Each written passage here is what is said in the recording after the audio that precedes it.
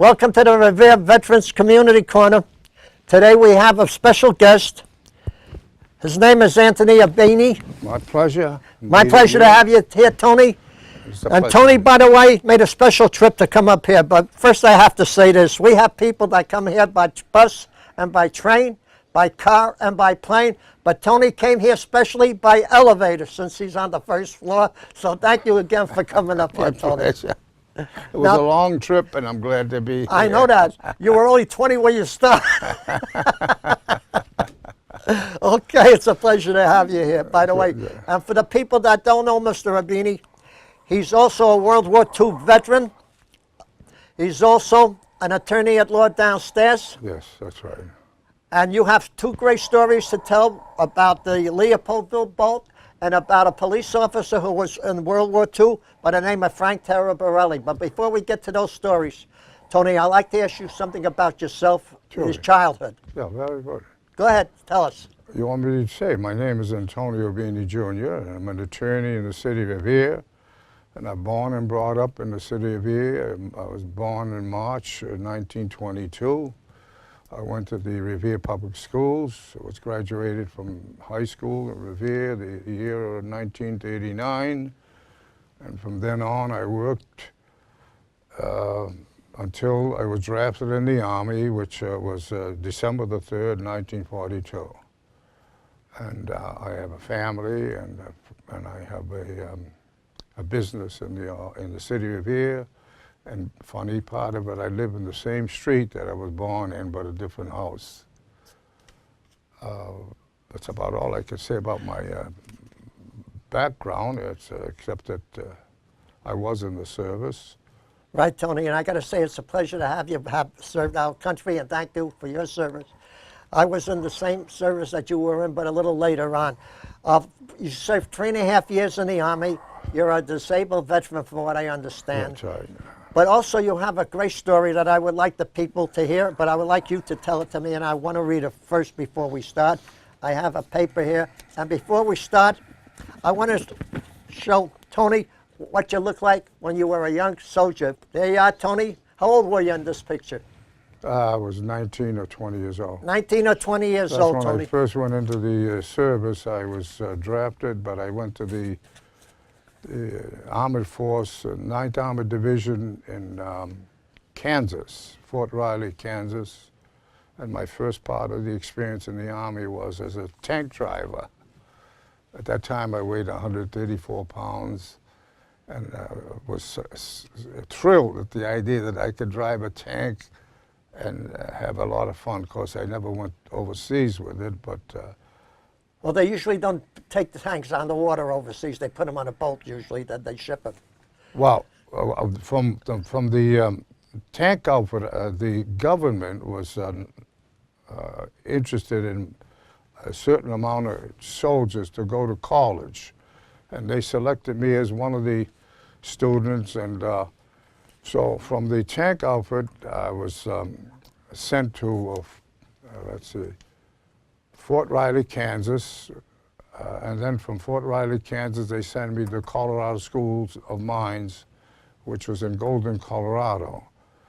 And we had taken college courses, and ultimately we were supposed to become officers. But the war got very, very intense, and as a result of that, they closed the school down completely.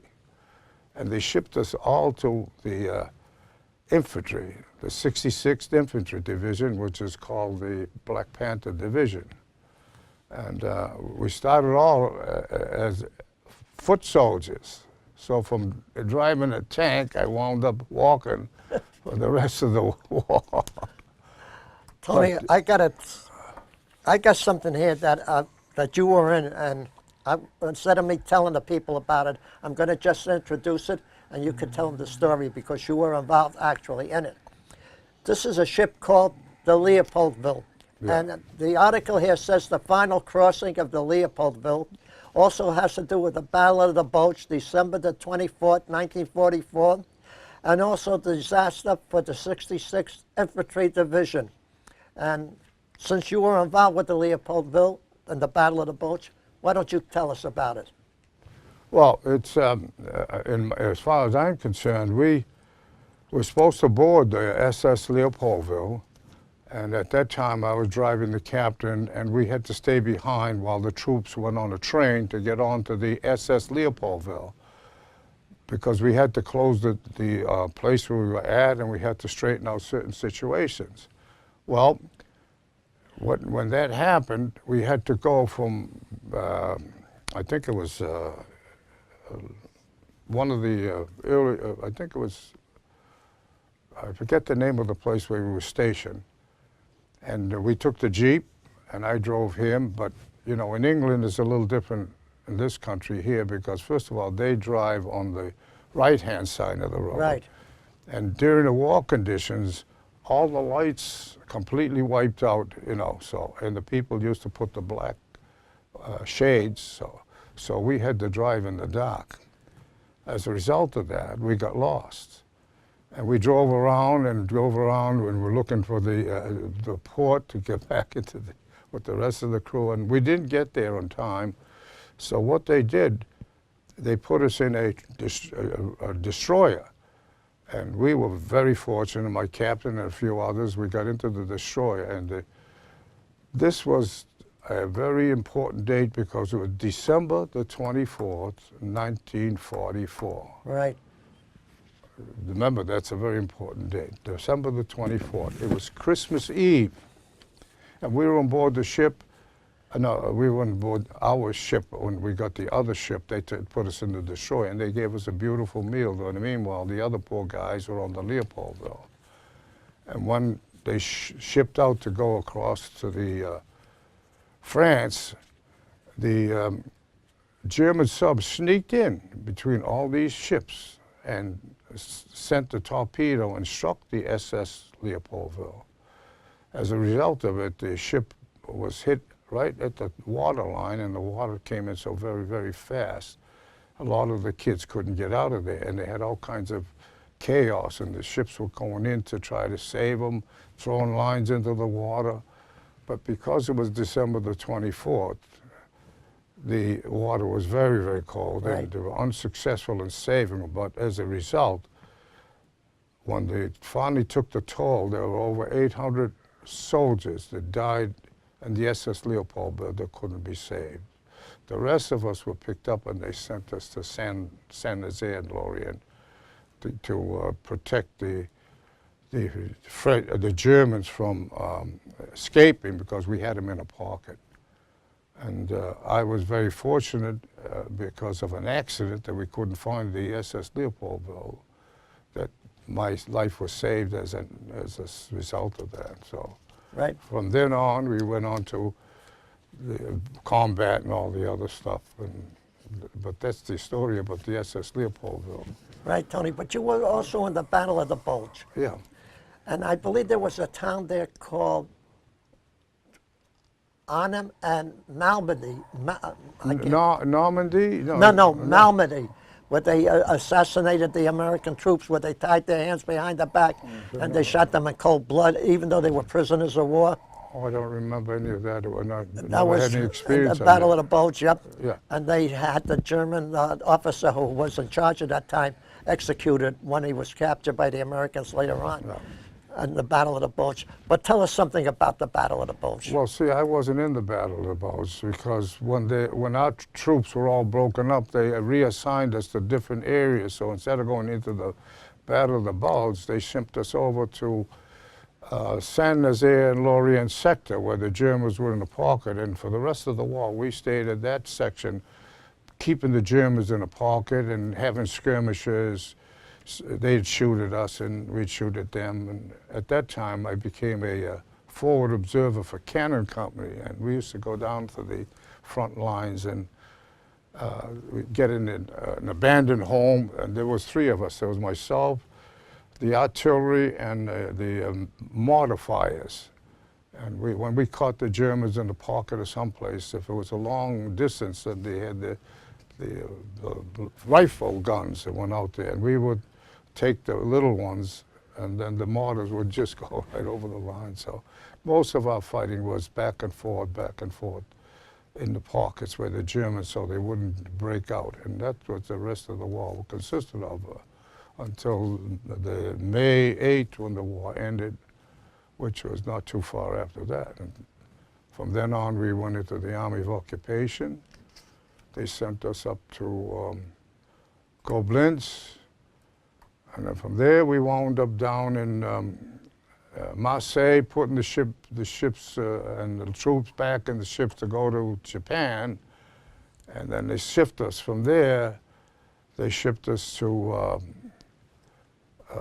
the Army of Occupation, because by that time the war had expired and they were settling down. So we wound up Occupation Army, which was in Austria. And we were fortunate we were in Vienna, Austria, Yeah. where they divided Austria into 4 parts. Just The like Eng- Berlin, yeah, right, yeah, just like English, yeah, the English had 1 part, the French, The Americans and the and Russians. the Russians. Right. And then that Same was thing in Berlin. the end of the war. Then, as I said, after the Army of Occupation, we got to the point system. Some got home early, some got home late.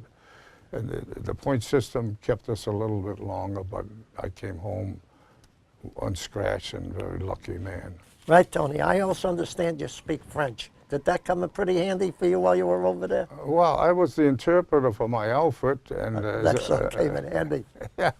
and it was so funny because I had 5 years of French in school, and I never thought I'd ever use it because, but we did when the war was over. We had to surrender the troops that we had captured to the French, and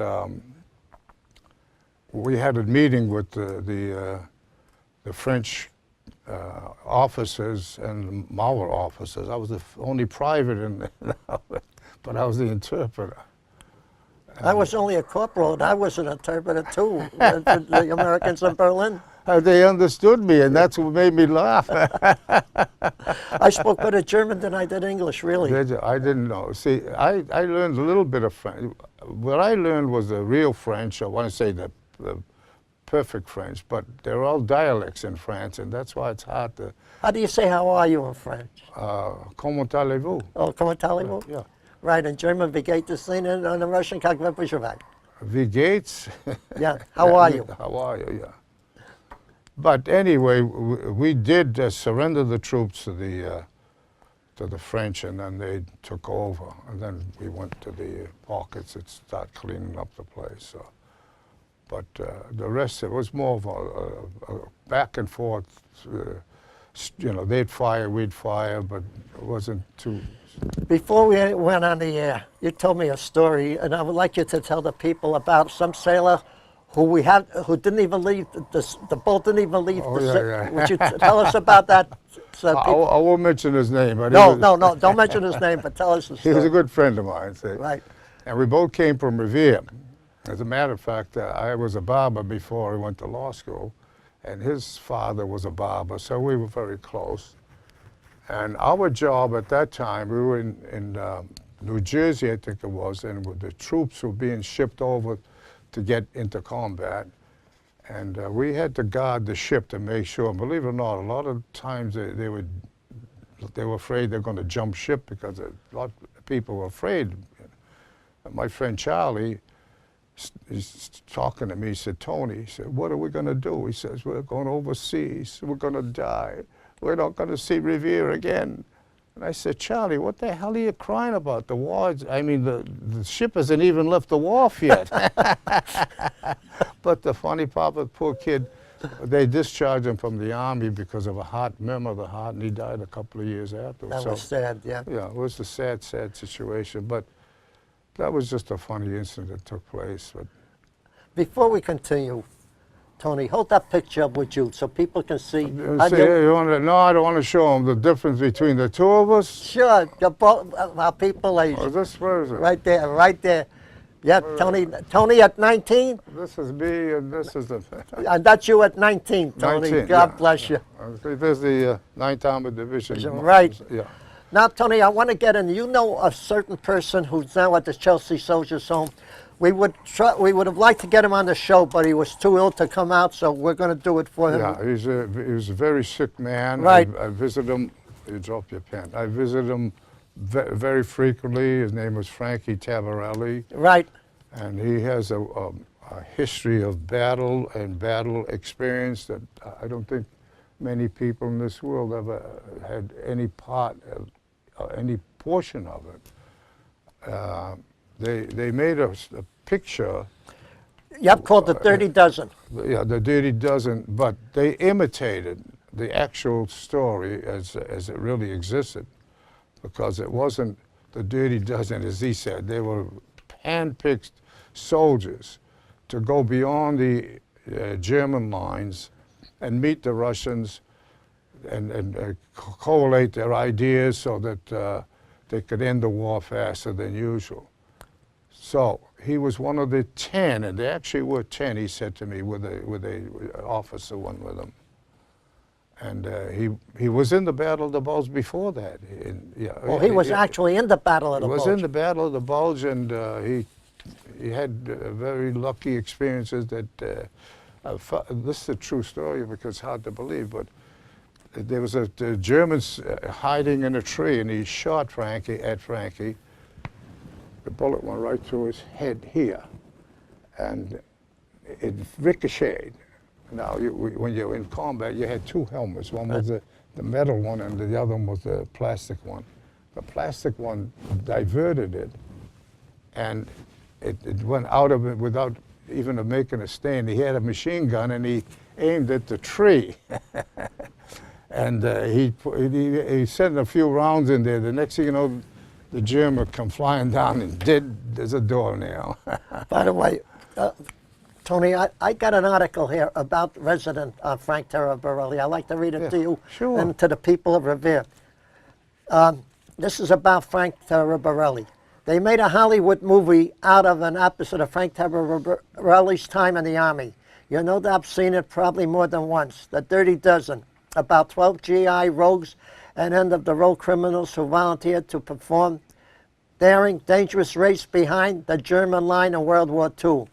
Unlike the Hollywood version, Frank Taraborelli and the other 11 men, Frank says, were the clean dozen, all honorable soldiers with exemplary records.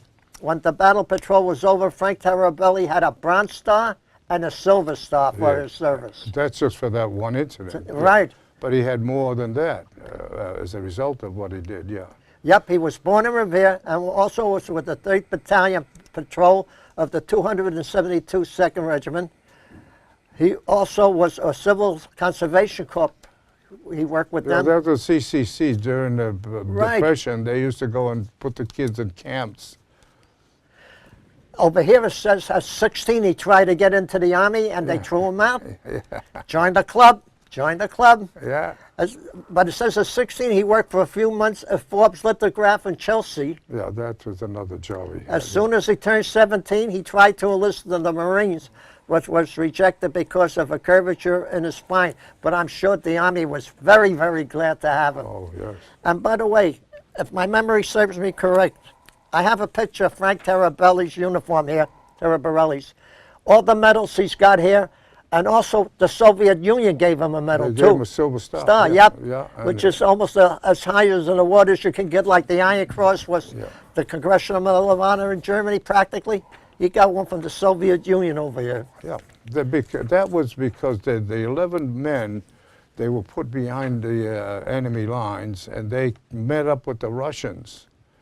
And the Russians and they had gone in and destroyed a lot of the places that were dealing with ammunition dumps and all that. They were destroying all the enemy, what do they call it, artillery. Right.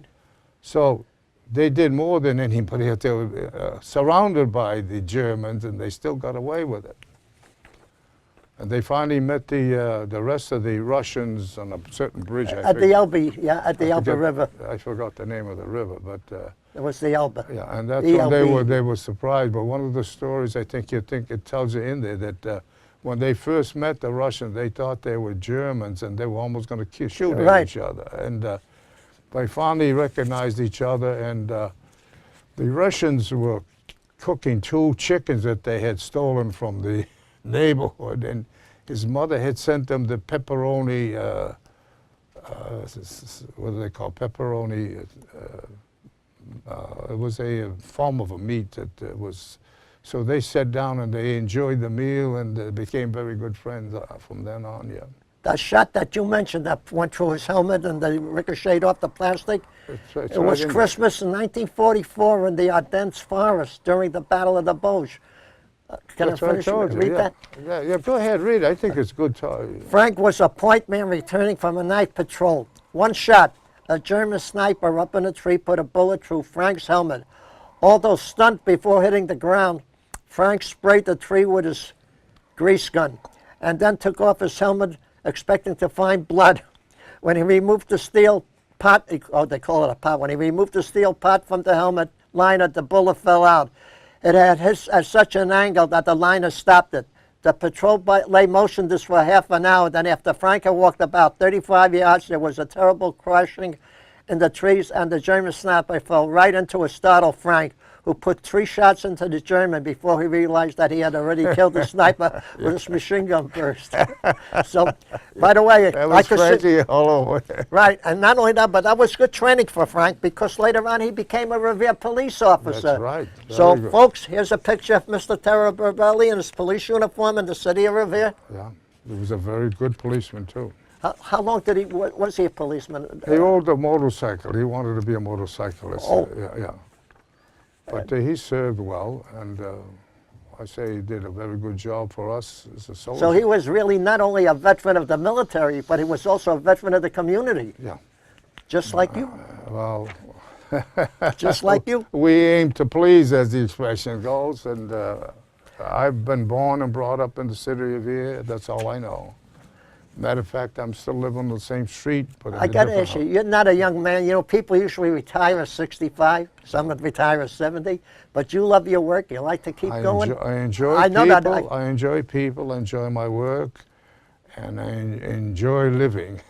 And I know a lot of the people who are at the senior center, Tony, they speak highly of you, that you've helped them. Sometimes I can't use the word what's that when you Pro do? bono. Pro bono. For nothing. Yeah, exactly. well, They mentioned to me at the senior center when they had illegal problems, they would come to you, and pro bono, you would help them out, the elderly, and you still do it to this day, I believe. I do it for people who can't afford it, Right. but I don't do it for everybody. No, otherwise you yourself would be starving. But anyway, I got to tell you, we got about 5 minutes left here. Take about 3 minutes. Speak of anything you'd like to about your family, your kids. Well, I'll tell you a very, very important thing. You know, Be my guest. my father was born in Italy, and he came to this country because he had wonderful ideas and dreams of the United States.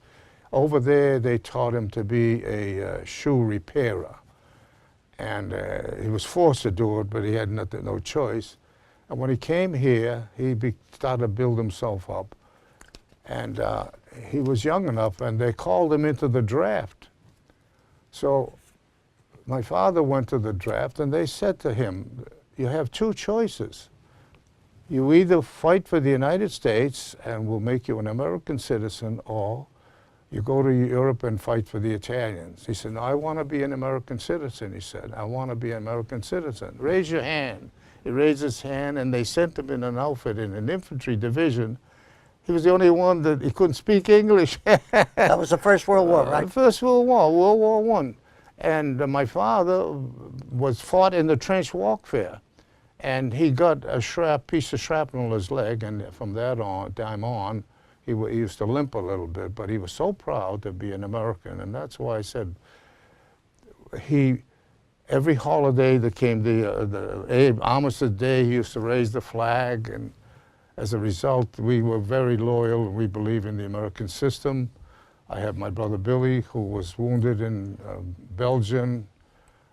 My father was wounded. My brother Dundee was in the PT boats.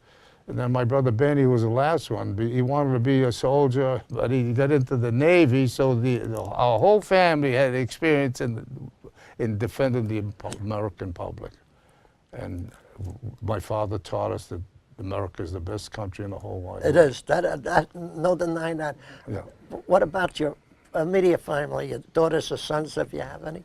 Yeah, I have the 2 children, and they're very comfortable. I mean, they're doing their own work, and they're What do they growing. do? I mean, what's their profession? Well, my son works in the courthouse in Lowell, I think, and my daughter works at the Raytheon. She's married, and they have children. To me, when they're 21 years old, they stand on their own 2 feet. That's what my father said. If you fall, I'll pick you up. Tony, we're getting close to the end of the show here. We have about a couple of minutes left. So I got to say, I want to thank you for coming up and taking time off. I enjoy it. This is really fun because It was an this honor. is the only way you can tell people how important it is that we have respect for the soldiers in the Army. And when you stop to realize it, we had to dig a hole to sleep in at nighttime. And when we didn't know who the hell was going to jump in the hole with us, so we had the rifles in our hands, and we didn't know when the Germans were going to fire. I mean, so. Okay, Tony, I I'm got so to. happy. We're Yeah. going to be running out of time. You All got to right. forgive me. I wish we had another half an hour, but we might get you up here again. But first, let me say a couple of things to you. May God bless you for coming up. May God bless you for what you do for the people of Revere. May God bless our troops, the United States of America.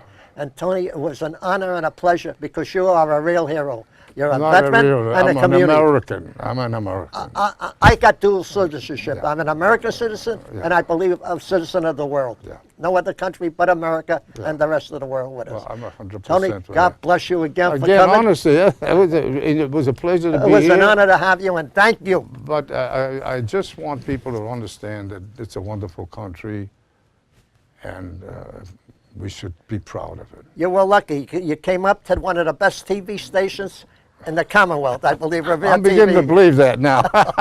You see that?